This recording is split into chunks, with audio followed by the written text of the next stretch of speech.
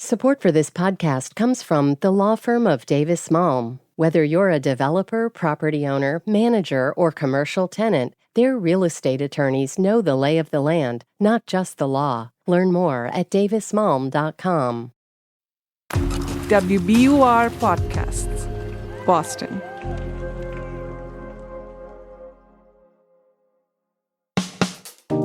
I'm Daryl C. Murphy, and you're listening to The Common.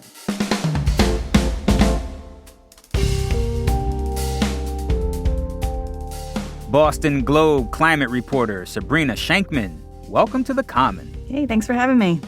Yes. So, Sabrina, you and our colleague here at WBUR, Miriam Wasser, looked into competitive electric suppliers. Now, experts say that this industry is often predatory for many residents in the state. And we've actually talked to Miriam about this on the show a while back, so I understand why they would say that. But I guess to refresh our memory, tell us, what is a competitive electric supplier? And just explain to folks what can be predatory about that industry. Yeah, sure thing. I mean, it's funny, for a thing that affects so many people, it's not very well understood. Yeah. So a competitive electric supplier is a company that is allowed to sell you electricity, right? No, in some states, you can only really get it from your utility. But in Massachusetts, as well as like a dozen or so other places, since the 1990s, we've had this other market where they come in and the idea is you introduce competition to the market and it can lower prices for everybody, which sounds great. And so then you as a consumer get to choose. Do I want to get my utilities basic service, or do I want to get electricity from this other party, this third-party competitive electric supplier? So they've existed for 25 years or so, but there have been issues for many years. Because what has happened in Massachusetts, as well as pretty much every other state that does this, is that low-income folks have been kind of paying out the nose. Like, there have been, what they're finding is these people, maybe they sign up at one attractive rate that is less expensive than what they would be paying for the basic utility service. But a couple months later or a year later, some place down the line, their bills get way more expensive, like 2 times, 3 times, 4 times more expensive. And they haven't, had any notice. And it adds up like crazy. Like, so the Attorney General's office found that from 2015 to 2021, in Massachusetts, residents who were on these kinds of plans paid $525 million more than they would have if they were just getting their utility basic service rate, right? And beyond that, low-income residents were nearly twice as likely to be a part of these plans and consistently lost more money. Man, I mean, what does it look like when somebody gets roped into one of these plans? It's not good. Miriam and I did a Freedom of Information Act request with the State Department of Public Utilities to get a sense of what does it look like? Like, what do these complaints look like that they received? Yeah. We got hundreds of complaints that came in 2022 and 2023. There was like similar categories of challenges. There's the one that I already described where, somebody signs up at one rate and then it gets switched to something else and it's so expensive and now they feel like they're stuck and they're asking for help, or they're saying, well, why did this happen? Is this legal? Unfortunately, the answer is yes, it is legal. That's totally allowed. The other one were these people who would say things like, I was at home in my apartment, in my building, which is a locked building, and all of a sudden somebody knocks on the door. Yo, that happened to me. Did it? Yeah, I was in my apartment and somebody knocked on my door. I opened it and there's 2 people there talking about my electric bill. They wanted to see my electric bill, get some sort of information from it.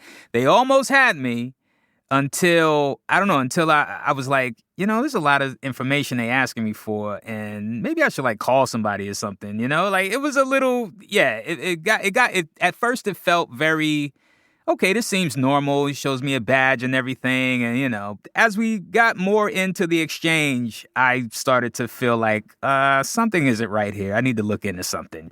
I made a phone call and talked to somebody about it. And they were like, well, just keep an eye on your bill. And yeah, nothing changed. So I guess whatever they had wasn't enough. I don't know.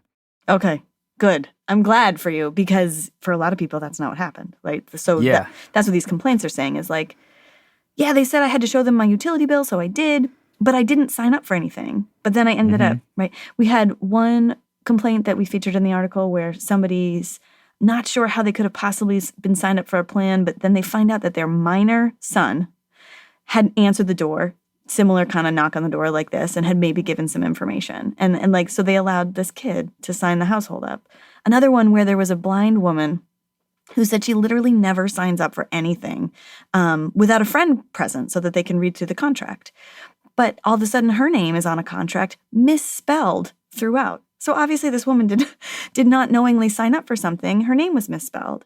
So you can get signed up for something without even signing it. Not legally, but that's what has happened and what there's this long track record of going on with this industry. It was really interesting to see the patterns that emerge and how there are these specific tactics that get used over and over again, and what the numbers tell you in terms of low-income folks being targeted. It tells you that there appears to be some sort of deliberate work being done to look for the most vulnerable folks, the folks who are the most likely to already have this kind of really overwhelming energy burden that they're paying, and they're looking for relief, understandably, and then they get entrapped, basically.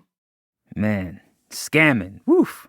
I understand there's a Senate bill that wants to address this industry. Tell me about that. Yeah, so the Senate bill is coming on the heels of this incredible support from the governor, from the attorney general, from the city of Boston to tackle this issue. But it's coming based on some important research that's been done. So Susan Baldwin is an independent consultant who produced reports on the competitive supply market for several states, including Massachusetts. And what she's found was that in every state with a competitive electric market where it's been investigated, there are problems. And so she's really concerned about the market here in Massachusetts and has produced some research that has helped kind of fuel this effort to ban the industry for the first time in the nation. Here's how she put it. When you've got a market in Massachusetts opened 20 years ago, and it's still got deceptive practices, and it still has high prices, and you've got almost $600 million of consumer harm, how can anybody with a straight face say that that's good for consumers? What about the other side of that argument? Is there anybody saying, hey, maybe this can be salvaged? Yeah, for sure. I mean, so there's all these folks lined up on the side of ban this industry. They just want to see it gone. But at the same time, there's a couple of House legislators who have put out a bill, and that is with the support of the competitive electric supply industry. And they say, don't ban it.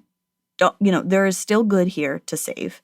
And instead, we want to see it reformed. Abby Foster is the vice president of policy and advocacy at the Retail Energy Advancement League. So she supports the bill that was written by Representative Tacky Chan of Quincy. And in fact, her group helped write it. Here's what she had to say about it. There's so many different things in Chan's bill that we just looked at other states and we said, what's already enacted in other states that suppliers are doing? Let's just require it in Massachusetts. So they don't want to get rid of it. They want to keep it. I guess there's this a gridlock between the Senate and the House right now. They're kind of just locking horns at this moment about this issue. That's what we're anticipating, at least. So what's going to happen is there's this expectation that there will be a big climate bill that comes out later this year, and it will be sort of this like Frankenstein's monster of all the different things that everybody's trying to do on climate. And this will be in the mix of that. So what will happen is the Senate negotiator and the House negotiator will get in a room and they'll kind of horse trade and see what are we going to do. So we know that going into that space, the Senate will be pushing for this ban bill, and the House will be pushing for this reform bill, or at least that's what we're poised for right now. And then what comes out of it is, I mean, there's also the alternative too, that nothing happens. Understood. Well, Sabrina, we're going to take a quick break, but when we get back, I want to talk about the challenges of actually regulating the competitive electric supplier market out here in Massachusetts. So we'll be right back.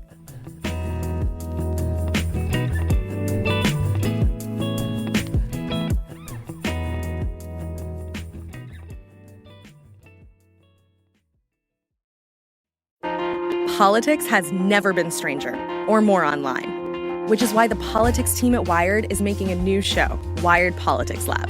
It's all about how to navigate the endless stream of news and information and what to look out for. Each week on the show, we'll dig into far-right platforms, AI chatbots, influencer campaigns, and so much more. Wired Politics Lab launches Thursday, April 11th. Follow the show wherever you get your podcasts.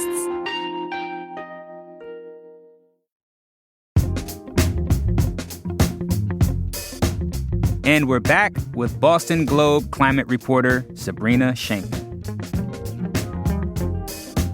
So, Sabrina, we're talking about competitive electric suppliers and how that industry can be predatory for people here in Massachusetts. And we left off talking about some legislation that has been proposed by both the state Senate and the state House. The House bill wants to reform the industry. The Senate, they want to ban it. I want to know, why is it so hard to just regulate this industry right now? Yeah, we talked to a bunch of the different regulators who've been working on this for a long time. And let me tell you, as a reporter who talks to state officials, or at least tries, it has never been easier to get people on the phone. Everybody wanted to talk about this. Elizabeth Mahoney is the commissioner of the Massachusetts Department of Energy Resources, and she told us she's got some major concerns over how the market's been working. If they're not providing any benefits, what's the point of us spending millions of dollars a year and so much time and effort from staff to go after entities that have a full list of regulations, a full list of statutes that they're supposed to abide by that they're ignoring? Makes sense to me. Yeah. Well, to give you an idea, so there are 4 state agencies that oversee this market, plus the Attorney General's office. And we asked them to tally how much time are you spending right now based on the regulations that are on the books and the problems that you're having to try to enforce this and chase down bad actors and get paid. And it was thousands of hours from state employees, trying to reel in an industry that is costing people more than it is saving people. There are some people who get savings from this. These are people who are, able to work the online market and watch these things like a hawk, but still they are in the minority. Part of the issue is that a lot of these companies, they just go bankrupt with no warning, and then that makes it really hard to prosecute. Some use outside marketing firms whose sales representatives aren't particularly well trained, and they might use high pressure sales tactics. And just generally, these companies are profiting off of something that's completely legal, which is to sign people up at one rate and then jack it up considerably higher without any notice at all. I understand that there are some residents in the state who actually have another option that goes beyond the competitive supplier and the utilities plan that they might have. Can you tell us about that option? Yeah, sure. So it's actually half of Massachusetts cities and towns have this available. It's called it's called the Municipal Aggregation Program.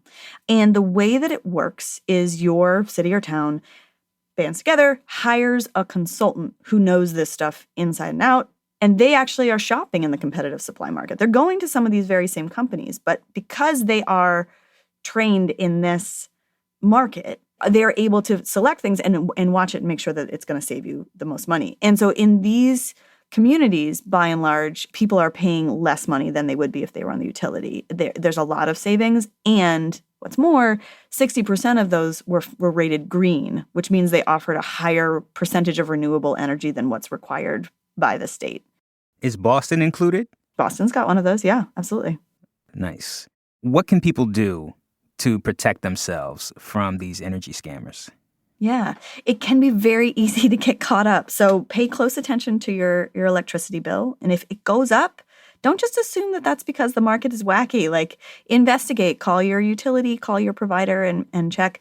Also know that National Grid and Eversource, they are not out there trying to solicit you to sign up for new programs in a door-to-door way, typically. And so just be wary of those kinds of approaches. And if someone's selling something that hard, it might not be for your benefit. And on that note, Sabrina, thank you so much for this story. And we really appreciate you coming through. Thanks so much.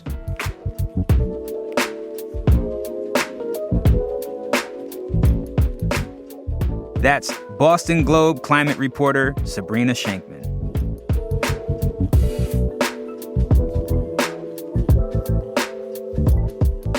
And that's our show for today. Thank you so much for listening to The Common. If you want to get in touch with us, hit us up on Instagram at WBUR The Common, or send us an email at thecommon@wbur.org. I'm Daryl C. Murphy, and I will talk to you tomorrow.